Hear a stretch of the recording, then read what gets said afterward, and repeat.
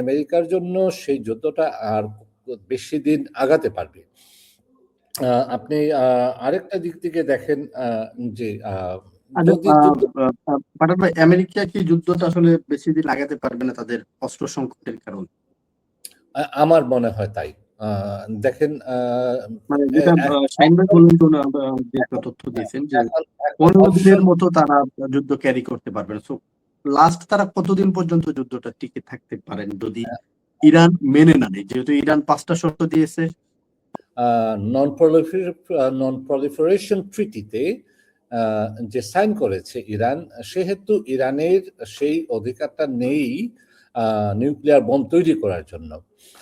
তো সেদিকে সে যাবে না, কখনো সে বলছে না যে আমি অ্যাটমিক বম তৈরি করব।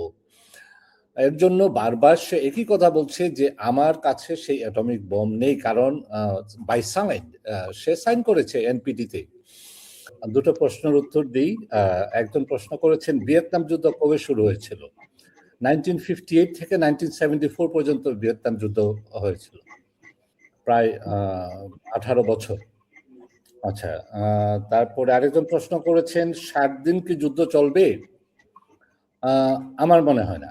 মনে হয় ওই দিন 10 days আমরা একটা খুব শীঘ্রই একটা যুদ্ধের সমাপ্তি দেখতে পাবো, ইদার ইস্পার ও উসপার। এর ভিতরে কোনো কিছু একটা করতে হবে। দেখেন আজকে যে ঘটনা ঘটেছে তা হলো পাকিস্তান ফ্ল্যাগ নিয়ে 10টা ট্যাঙ্কার হরমুজ প্রণালী ক্রস করেছে এবং সেই তেলটা বিশ্ববাজারে আসবে। এই আজকে যে ঘটনাটা ঘটেছে তা হলো পাকিস্তান ফ্ল্যাগে 10টা ট্যাঙ্কার ক্রস করেছে হরমুজ প্রণালী দিয়ে। এছাড়া অন্যান্য ট্যাঙ্কারকে আর পাস দেওয়া হয়নি এবং হরমুজ প্রণালী বন্ধ। এর কারণে এশিয়া প্যাসিফিক রিজনে তেলের ক্রাইসিস, খুবই তেলের ক্রাইসিস দেখা দিয়েছে। Already state of emergency call করেছে ফিলিপিন, এবং আমাদেরও যে অবস্থা, সেই অবস্থা থেকে আমরা দেখতে পাচ্ছি যে আমরা somehow supporting from Indian well. India আমাদেরকে কিছু সাপ্লাই দিচ্ছে, যতটুকু আমাদের সরকার বলছেন তা থেকে আমি বলছি, কিন্তু বাস্তবে কতটুকু তা এখন একটা দেখার বিষয়। আরেকটা ইয়ে হলো, হ্যাঁ, ওয়েপন। দেখেন যুদ্ধ কি চলবে 7 দিন? কেন চলবে না তার কারণ আমি কিছুটা বলছি।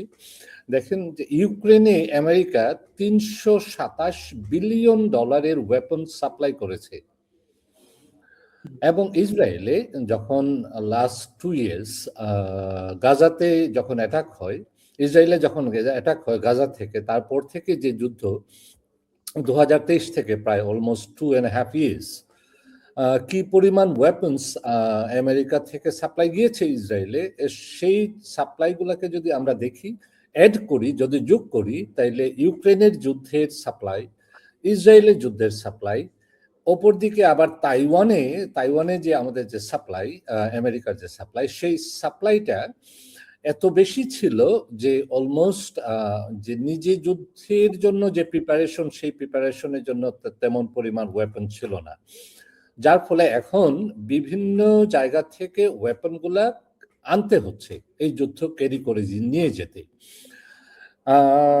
আমার মনে হয় যে যে আজকেও প্রেসিডেন্ট ট্রাম্প বলেছেন, ওনার কথা তো আমি তেমন একটা গুরুত্ব দেই না, তার কারণ উনি সকালবেলা যে কথাটা বলেন বিকালবেলা ঠিক তার উল্টো বলেন। দেখেন আজকেও বলেছেন we have enough weapon to fight 2-3 ওয়ার্স। আমার মনে হয় যে ঠাকুর গড়ে কেড়ে আমি কলা খাই না, এরকম অবস্থা।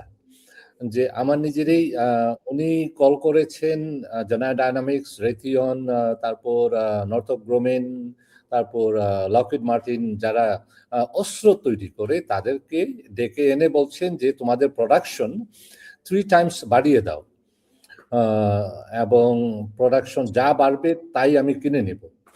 কিন্তু অপর দিকে দেখেন যে কংগ্রেস এবং সেনেট, ওখানে উনি $200 বিলিয়ন যে প্রপোজাল দিয়েছিলেন যে আমাকে এই দিতে হবে যুদ্ধের জন্য বা আমার প্রয়োজনে, সেই $200 বিলিয়ন কংগ্রেসও দিচ্ছে না এবং সেনেটও দিচ্ছে না, যার ফলে যে ক্রাইসিস দেখা দিচ্ছে, যে আমার মনে হয় না আমেরিকার জন্য সেই যুদ্ধটা আর বেশি দিন আগাতে পারবে।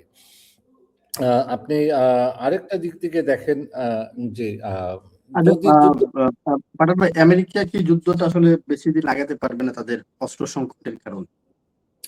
আমার মনে হয় তাই।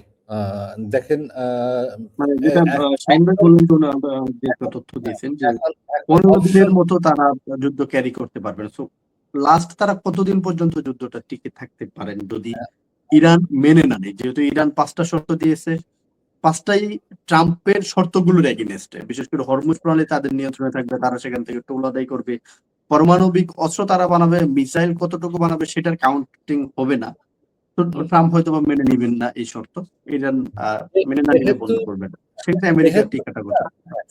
যেহেতু ইরান একটা এনপিটি সাইন্ড কান্ট্রি,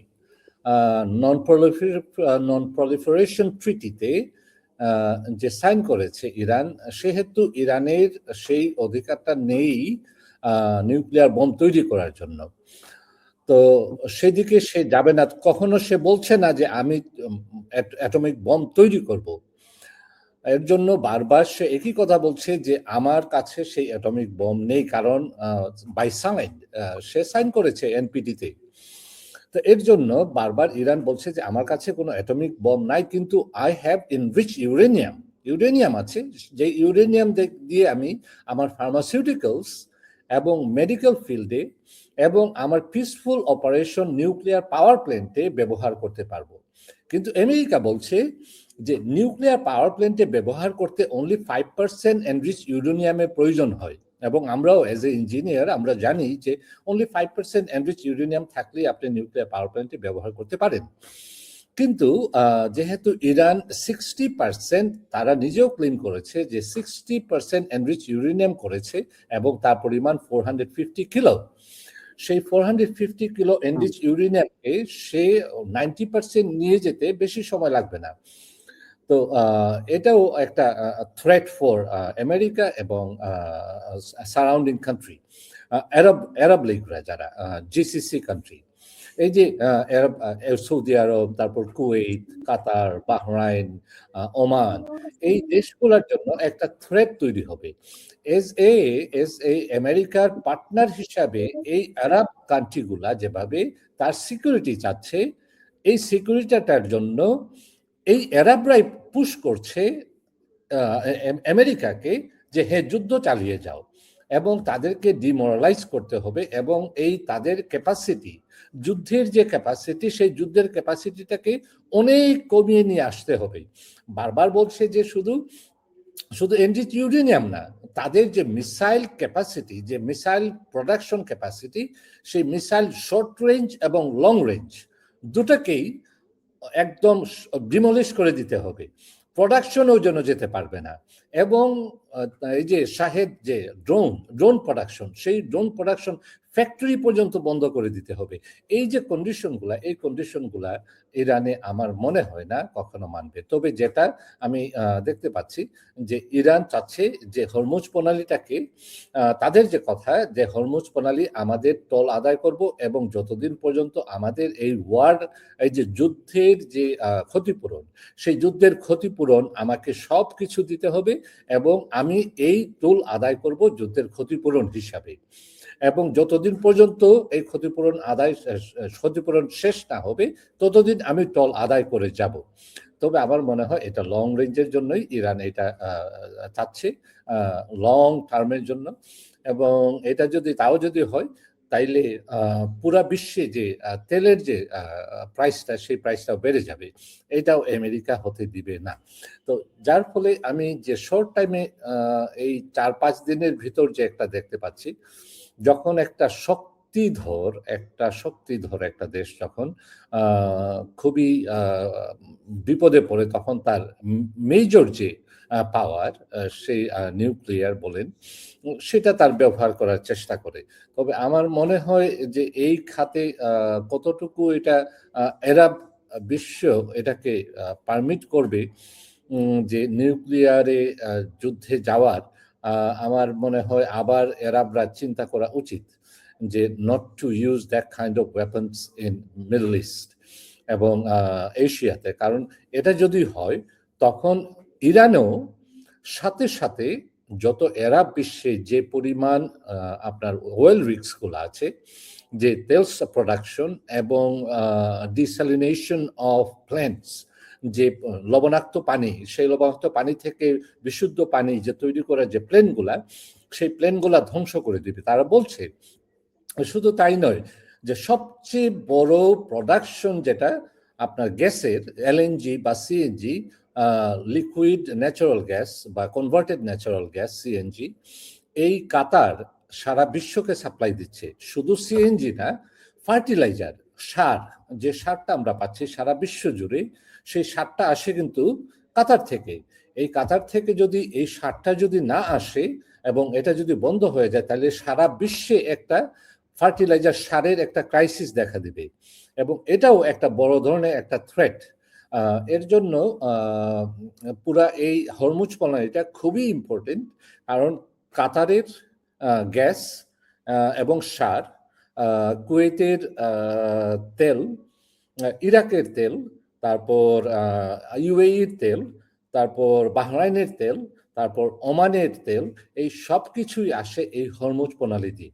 এবং এই যে 25%, এই 25% তেল যদি সারা বিশ্বে যদি না আসে, আমরা বেশি না আর 2 সপ্তাহ বা 3 সপ্তাহ, এই যে আজকে প্রেসিডেন্ট ট্রাম্প বলছেন কি যে ইরান আমাকে একটা গিফট করেছে, তার মানে কি একটা গিফট করেছে ওনাকে, যে 10টা পাকিস্তানি ফ্ল্যাগ ট্যাঙ্কার দিয়ে 10টা ট্যাঙ্কার হরমুজ প্রণালী দিয়ে ক্রস করেছে।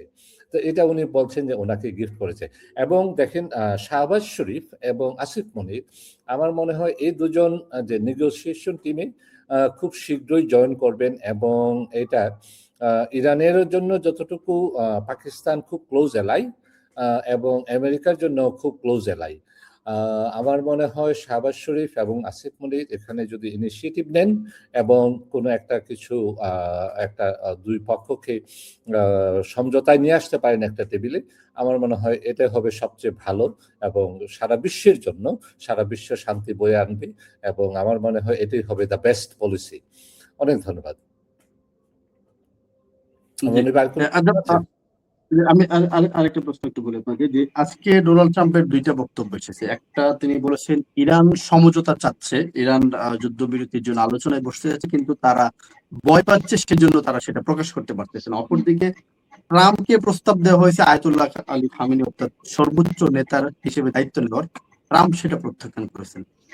ট্রাম্প আসলে এই বক্তব্যগুলো দিয়ে আসলে কাকে সান্ত্বনা দিচ্ছেন? নিজেকে নিজে সান্ত্বনা দিচ্ছেন নাকি আমেরিকান সিটিজেনদেরকে বোঝানোর চেষ্টা? ট্রাম্প যেগুলা কথা বলছেন, এই কথাগুলা শুধু একমাত্র আমি যতটুকু মনে করি যে ওয়াল স্ট্রিটটাকে, যে ওয়াল স্ট্রিটের যে ধস, সেই ধসকে বন্ধ রাখার জন্য এই কথাগুলা বলছেন। অর্থনৈতিক যে ধস নেমে আসবে ওয়াল স্ট্রিটে, আপনার স্টক মার্কেটে, সেই স্টক মার্কেটে, এবং দেখেন আপনি যখনই শুক্রবার হয় তখন উনি একটা কথা বলেন, এবং সোমবার যেদিন স্টক মার্কেট যখন শুরু হয় তার পূর্ব মুহূর্তেই উনি একটা আগামী সোমবার দিন একই কথা আপনারা দেখতে পাবেন যদি এরকম চলতে থাকে, যে সোমবার দিন স্টক মার্কেট শুরু হওয়ার আগে উনি আরেকটা কথা বলবেন যে is positive side for the war. এবং আগামীকাল বিকাল 4টার পরে আমাদের আমাদের রাত তখন ভোর 5টায় আপনি দেখতে পারবেন it's gonna B a massive operation or something in that direction. এটা শুধু ওয়াল স্ট্রিটটাকে রক্ষার জন্য। আমার মনে হয় উনি আমেরিকার জনগণকে সান্ত্বনা দেওয়ার জন্য না। আমেরিকার জনগণ জানে উনি কি কথা বলছেন, এবং আপনারা নিশ্চয়ই দেখতে পাচ্ছেন বিভিন্ন মিডিয়াতে যে আমেরিকার জনগণ কি ভাবছে। শুধু আমেরিকার জনগণ না, কংগ্রেস এবং সেনেট দুটোই ওনাকে নিয়ে প্রচুর সমালোচনা হচ্ছে। শুধু ওনার ক্যাবিনেটই শুধু ওনাকে সাপোর্ট করছে, বাকি যারা তারা আমার মনে হয় না, যে only 10% to 15% people they are supporting him, otherwise about 80% people they are against the war, এই ওয়ারের এগেনস্টে। উনি শুধু একমাত্র এই কথাগুলা বলছেন যে ওয়াল স্ট্রিটকে সেভ করার জন্য, অর্থনীতিটাকে সেভ করার জন্য। আর কোনো প্রশ্ন? জি, ধন্যবাদ। আমি